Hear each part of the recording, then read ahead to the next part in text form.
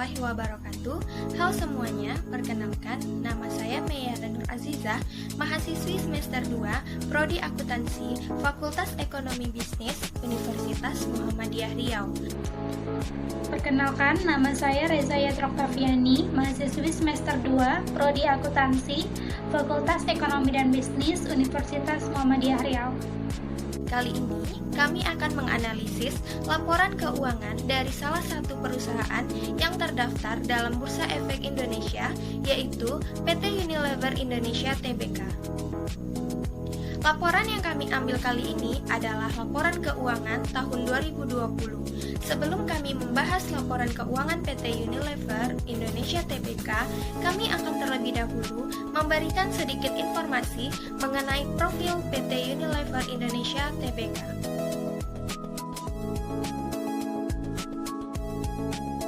Unilever adalah perusahaan multinasional yang berkantor pusat di Rotterdam, Belanda dengan nama Unilever NV dan London, Inggris dengan nama Unilever plc. Unilever memproduksi makanan, minuman, pembersih, dan juga perawatan tubuh. Unilever adalah produsen barang rumah tangga terbesar ketiga di dunia jika didasarkan pada besarnya pendapatan pada tahun 2012 di belakang P&G dan Nestle. Unilever juga merupakan produsen olesan makanan seperti margarin terbesar di dunia. Unilever adalah salah satu perusahaan paling tua di dunia yang masih beroperasi dan saat ini menjual produknya ke lebih dari 190 negara. Unilever didirikan pada tahun 1930 sebagai hasil penggabungan dari produsen margarin asal Belanda, Margarin Uni, dan produsen sabun asal Inggris, Lever Brothers. Unilever secara signifikan berdiversifikasi ke berbagai bidang bisnis dan juga berekspansi ke berbagai negara. Unilever juga membuat beberapa upaya akuisisi termasuk Lipton pada tahun 1971, Brooke-Bond pada tahun 1984, Chesebrough, Pond's pada tahun 1987, Best Food dan Ben & Jerry pada tahun 2000, serta Alberto Culver pada tahun 2010. Pada dekade 2010-an, di bawah kepemimpinan Paul Polman, Unilever secara perlahan menggeser fokus bisnisnya ke bisnis kesehatan dan kecantikan, dari yang sebelumnya ke bisnis makanan yang menunjukkan tren perlambatan pertumbuhan.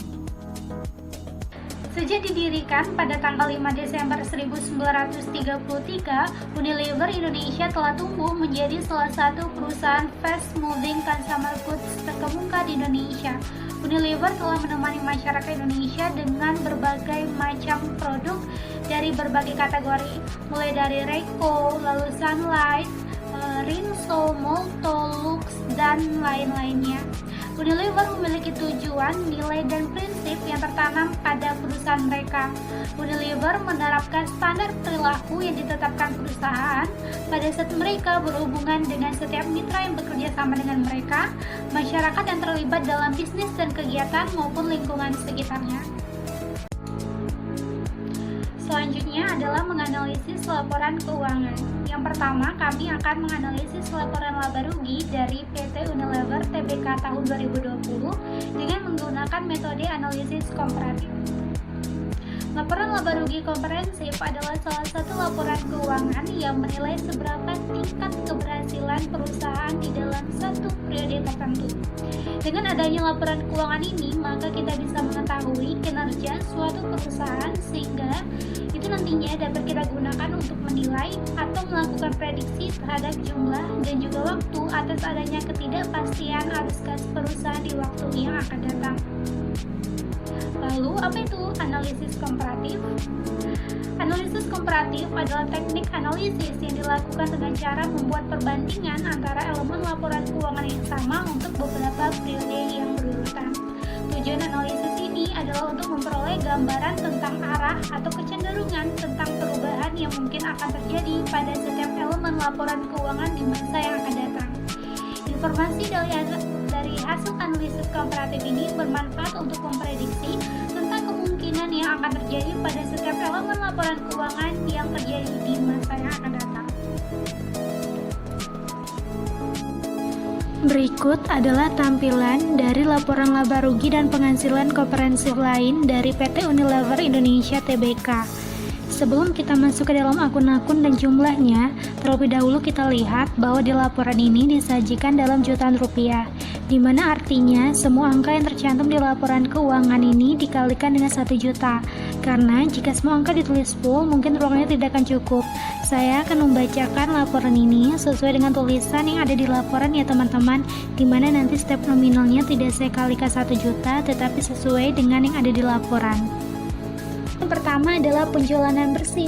Penjualan bersih pada tahun 2020 didapat dengan total Rp42.472.474. Dan tahun 2019 itu adalah Rp42.922.563. Ini berarti 2020 mengalami peningkatan sebesar 0,12% atau setara dengan Rp49.911.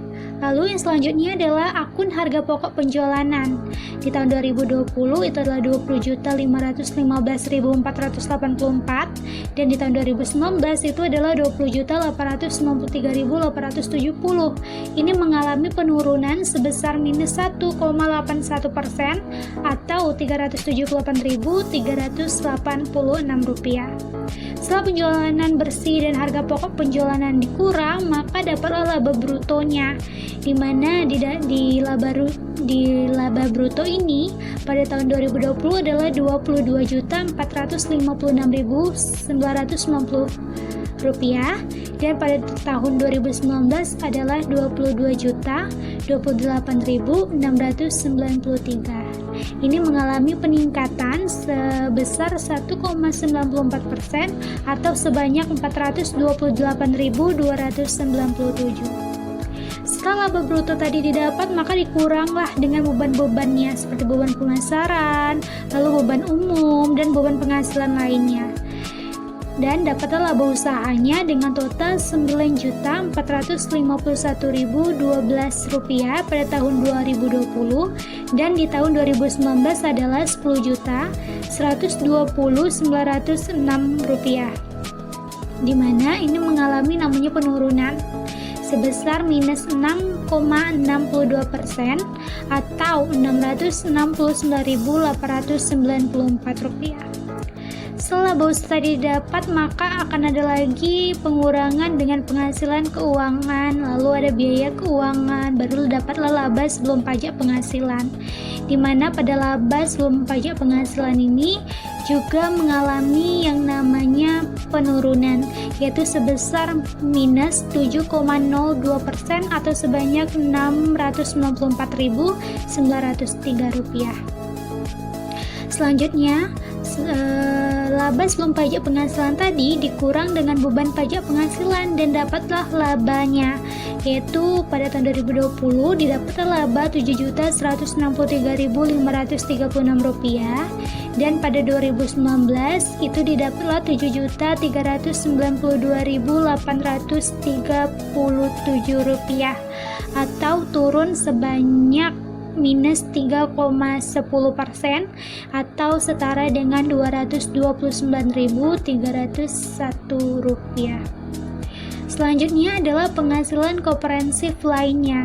Di penghasilan komprehensif lain ini itu ada yang pertama adalah pengukuran kembali liabilitas imbalan kerja sebesar minus Rp133.663 itu nanti ditambah dengan pajak terkait atas penghasilan komprehensif lain yaitu Rp26.733. Dapatlah jumlah penghasilan komprehensif lain bersihnya itu adalah minus Rp106.930. Nanti jumlah penghasilan komprehensif lain ini ditambah lagi dengan laba yang kita dapatin tadi, yaitu dapatlah jumlah penghasilan komprehensifnya Rp7.056.606. Lalu selanjutnya ada laba sebelum bunga pajak, penyusutan dan amortisasi EBITDA, yaitu adalah Rp10.554.440 rupiah, di mana pada laba sebelum bunga pajak penyusutan dan amortisasi EBITDA ini juga mengalami penurunan, yaitu minus 6,18% atau setara dengan Rp695.803. Lalu selanjutnya adalah laba per saham dasar, yaitu totalnya adalah Rp188, di mana laba per saham dasar ini telah disesuaikan dengan pemecahan nilai nominal saham pada tahun 2020. Selanjutnya adalah analisis laporan posisi keuangan dengan menggunakan metode common size. Laporan posisi keuangan adalah laporan keuangan yang melaporkan aset, liabilitas, dan ekuitas perusahaan pada saat tertentu untuk memudahkan analisis dalam memprediksi arus kas di masa yang akan datang.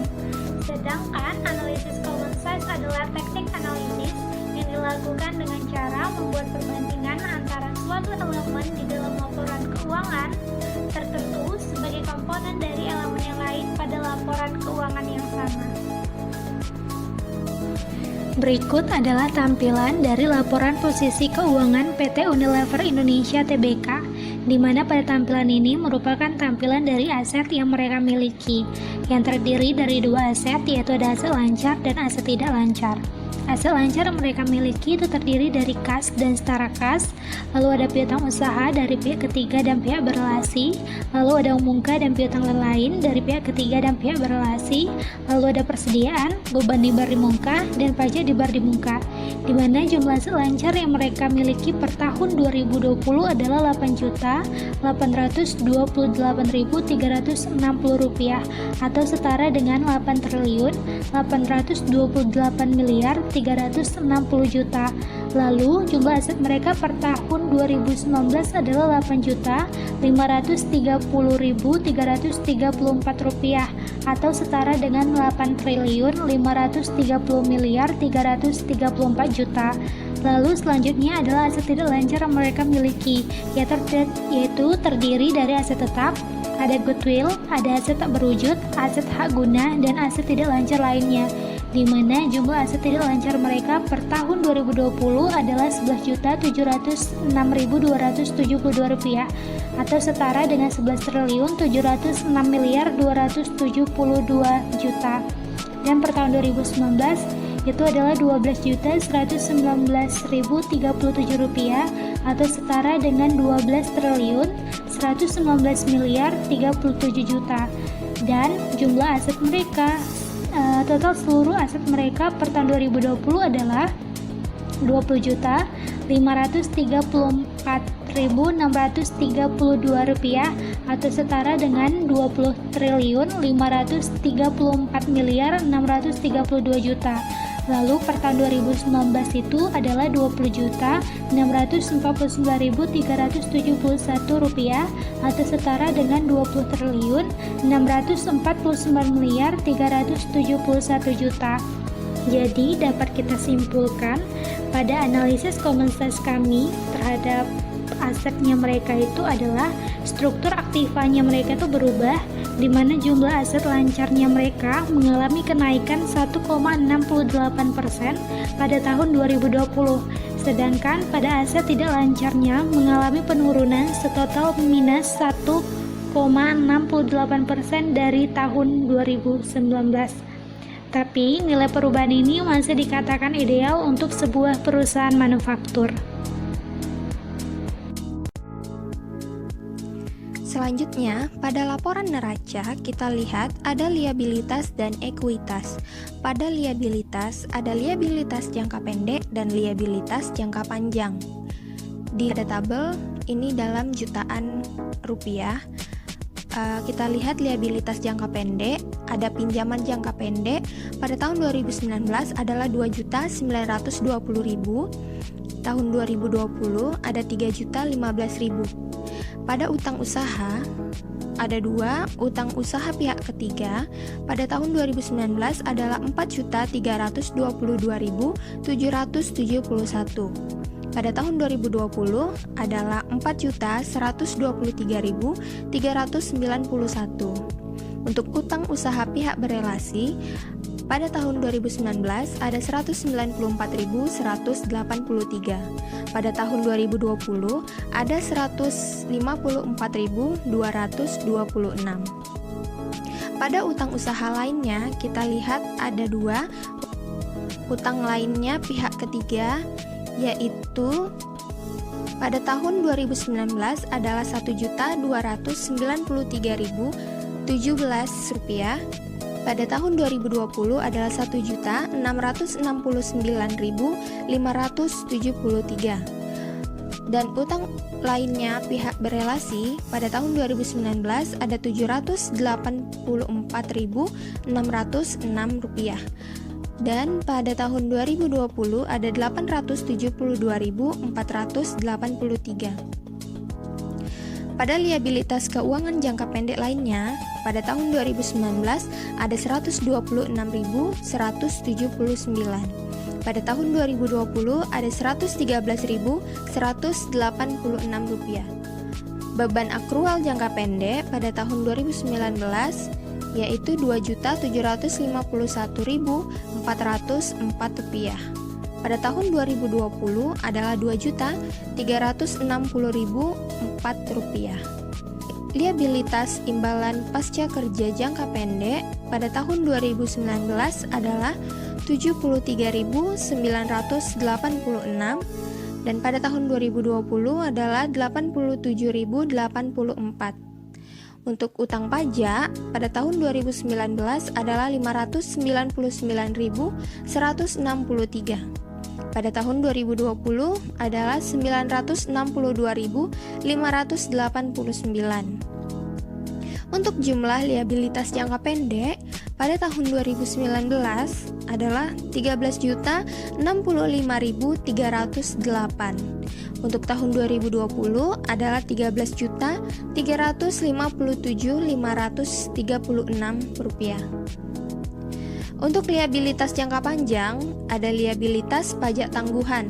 Liabilitas pajak tangguhan di tahun 2019 adalah Rp335.570. Pada tahun 2020 adalah Rp212.333. Selanjutnya ada kewajiban imbalan pasca kerja jangka panjang. Pada tahun 2019 ada Rp1.047.816 dan pada tahun 2020 ada Rp1.180.591. Selanjutnya, liabilitas keuangan jangka panjang lainnya. Pada tahun 2019 ada Rp918.815. Pada tahun 2020 ada Rp846.804. Untuk jumlah liabilitas jangka panjang pada tahun 2019 adalah Rp202.302.201 dan untuk tahun 2020 adalah Rp2.039.728. Di sini ada jumlah liabilitas jangka pendek dan jangka panjang. Pada tahun 2019 15.367.509 dan tahun 2020 15.597.264. Selanjutnya ada ekuitas. Ekuitas yang diatribusikan kepada pemilik entitas induk. Yang pertama itu ada saham biasa. Itu pada tahun 2019 yaitu 76.300 dan 2020 ada 76.300. Selanjutnya ada tambahan modal di setor. Pada tahun 2019 ada 96.000 dan tahun 2020 juga 96.000. Untuk saldo laba atau akumulasi kerugian, ada saldo laba yang telah ditentukan penggunaannya. Pada tahun 2019 adalah 15.260 dan 2020 juga sama, ada saldo laba yang belum ditentukan penggunaannya. Pada tahun 2019 ada 5.094.302 dan tahun 2020 ada 4.097.368. Dan jumlah ekuitas keseluruhannya adalah 2019 5.281.864. dan tahun 2020 adalah 4.937.368. Sedangkan jumlah liabilitas dan ekuitas pada tahun 2019 adalah 20.649.371. Sedangkan tahun 2020 adalah 20.534.632. Dan setelah kita common size kan, karena kita memakai metode analisis common size, dan dapatlah persenannya. Dan dapat kita simpulkan di struktur pendanaan pada jumlah liabilitas jangka pendek itu mengalami kenaikan 1,78% atau 292.228 atau sama juga dengan 292 miliar. Selanjutnya ada jumlah liabilitas jangka panjang itu memiliki penurunan 0,24% atau sama dengan 62.473 dan kita rincikan adalah 62 miliar. Selanjutnya itu jumlah ekuitas mengalami penurunan sebanyak 1,53% atau dengan jumlah 344.494 atau sama dengan 344.494 juta. Baiklah, selanjutnya adalah laporan perubahan modal atau ekuitas. Adalah salah satu jenis laporan keuangan yang ditujukan pembuatannya adalah agar perusahaan dapat menggambarkan peningkatan maupun penurunan dari aktiva bersih atau kekayaan dalam periode tertentu dengan prinsip pengukuran tertentu untuk dianut.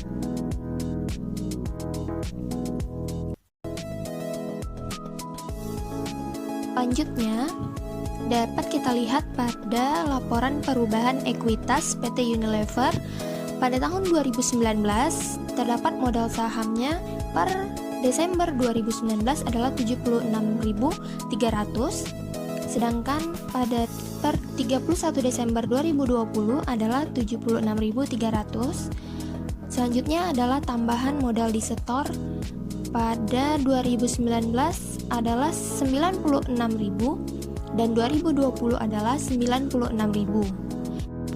Selanjutnya, saldo laba yang dicadangkan pada tahun 2019 adalah 15.260, sedangkan pada tahun 2020 adalah 15.260. Dan setelah itu ada saldo laba yang belum dicadangkan. Setelah terdapat penambahan dan pengurangan, maka hasilnya per 2019 adalah 5.094.302. Sedangkan tahun 2020 adalah 4.749.808. Untuk jumlah pada tahun 2019 adalah 5.281.862 atau sama dengan 5,2 triliun. Sedangkan pada tahun 2020 adalah 4.937.368 atau sama dengan 4,9 triliun. Baiklah, sekian video dari kami. Semoga menjadi ilmu buat kita semua, dan mohon maaf apabila ada kesalahan pemaparan materi yang sudah kami berikan. Jangan lupa like, komen, dan subscribe. Terima kasih. Terima kasih.